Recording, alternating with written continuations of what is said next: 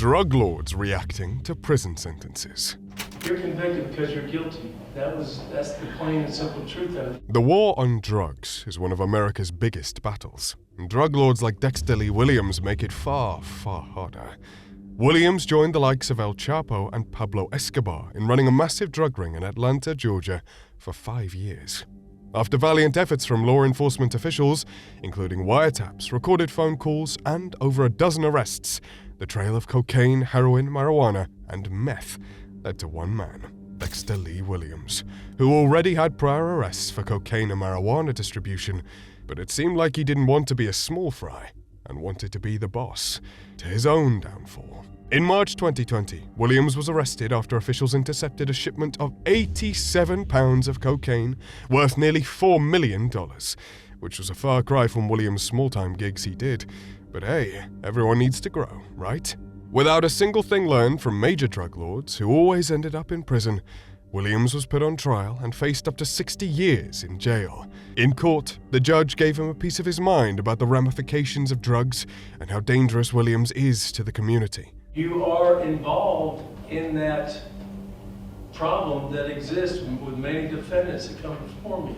Williams stood there and took it all, and despite his attorney trying to argue, Are we talking about from me, Judge? You're holding what I said against my client? I'm talking to Mr. Williams. I've heard everything. Right, but you're holding, no, what other accusations? He didn't testify. he was finally sentenced to 40 years behind bars. I will sentence Mr. Williams to 20 years to serve. Count 2, I will sentence him to 20 years. And that will be consecutive to count 1, and I'm going to require that be served. The drug sentencing is no joke, which is probably why you shouldn't argue with a judge. Like, people think you're harmless until they get to know you a little better and realize you have a temper, you're a little mean-spirited, and you don't appear to have a kind bone in your body. Wallace Bigger, who had some choice words to say in court for being arrested on drug charges. I did not get a fair trial. And I got a screwy lawyer. Bigger didn't like his trial, despite being there for running a drug network in Michigan dealing thousands of pills like morphine and Dilaudid. Despite running a twistedly lucrative drug business, the judge criticized Bigger for living a crummy lifestyle. Even the drug business itself was pretty substandard, as far as drug rings go, as they operated out of trailers, campers, and an apartment above a pizza joint. We better hope that dough didn't have any additive secret ingredients. Anyway, Bigger completely denied all of the allegations in court, despite one of his drug dealers, Jason Blackmore, testifying against him. Was the primary provider of morphine during that time period within Antrim County. He kept going back to Saginaw and was getting 800 pills a month, bringing them back here. And hopefully his sentencing at the high end of the guidelines and the consecutive nature will send a message to anybody that may want to fill that vacuum that regardless of your age, there is a consequence if you are caught trafficking this quantity of controlled substance. Bigger was also quite mean for a 71-year-old man, criticizing his lawyer, the judge, and the justice system, leading the judge to snap on him with some pretty heartfelt words. It didn't stop you from being manipulative. It didn't stop you from abusing other people. I listened to the testimony of your wife who referred to the piece of paper, said she was high when she married you, which doesn't surprise me. I don't know what you come to believe in your own mind the attraction is between the two of you. You can't really expect a sweet old man from a drug dealer. Despite his complaints, Bigger still received 15 years in prison, making it the longest drug-related sentence in Antrim County's history. I am sentencing you to 180 to 360 months on charge number 1. On charge 2, the controlled substance delivery charge, 23 to 240 months. Charges 3 and 4, 23 to 240 months. On the maintaining a drug house, 16 to 24 months. And on conducting the criminal enterprise, that's 50 to 240 months. On the opposite end, some convicts instantly admit their faults, like Benjamin Bundy. No relation to the notorious serial killer Ted Bundy, but the name does seem to carry a crime-ridden curse. Bundy broke down in tears in court as he realized he had the blood of 2 victims on his hands, including his own girlfriend.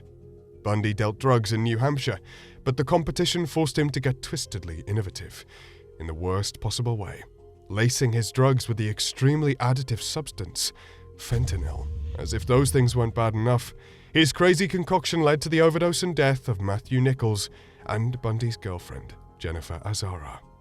I would submit that this case really is, in fact, a dismal testament to where all of this ultimately leads. Bundy wasted no time in court, however, taking a plea deal and admitting everything. This wasn't the highlight of the hearing, though, as tensions and emotions got heated when the victims' families gave their statements. The life that Matt gave to me is gone. Time changes nothing. I miss her as much today as I did the day she died. The whole time, Bundy kept a quiet and stoic demeanor, but even a hardened drug dealer couldn't handle broken parents, and he himself burst out into tears. 15 years, you get a second chance. I hope you use it wisely. By the end, Bundy received 15 years in prison for his crime, and Azara's father thinks he might have a second chance after then. It seems lacing heroin with fentanyl is the latest culinary craze in this messed up world of drugs. As another dealer, Aaron Andrade was also taken down for it. In this tragic story, though, Andrade was in court for the death of a previous drug addict, Kristen Coutu.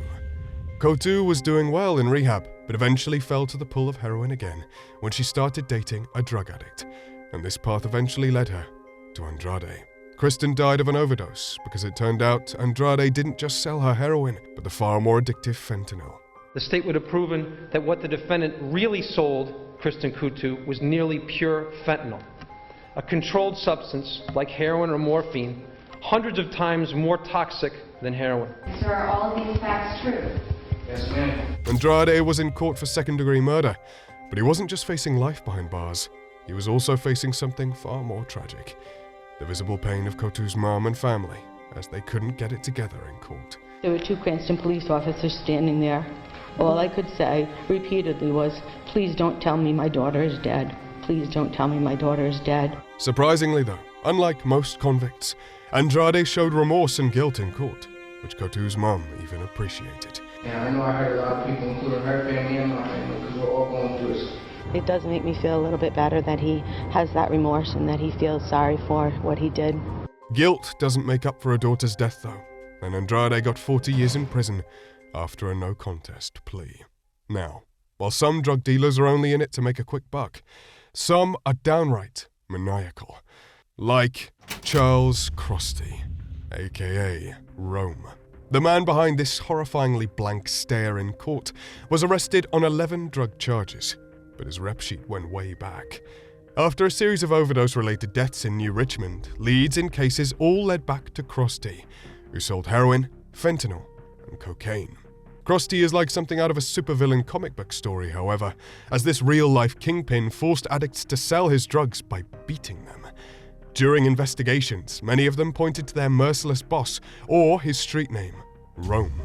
And the one straw that broke the camel's back was an informant who bought drugs from Rome. Individuals like Charles Crosty provide the weapon, they provide the bullet, and they spin the chamber, pointing at the addict's head, and all the addict has to do is pull the trigger. That's who Charles Crosty is. The trial was pretty short and sweet, since Crosty couldn't have been caught more red-handed.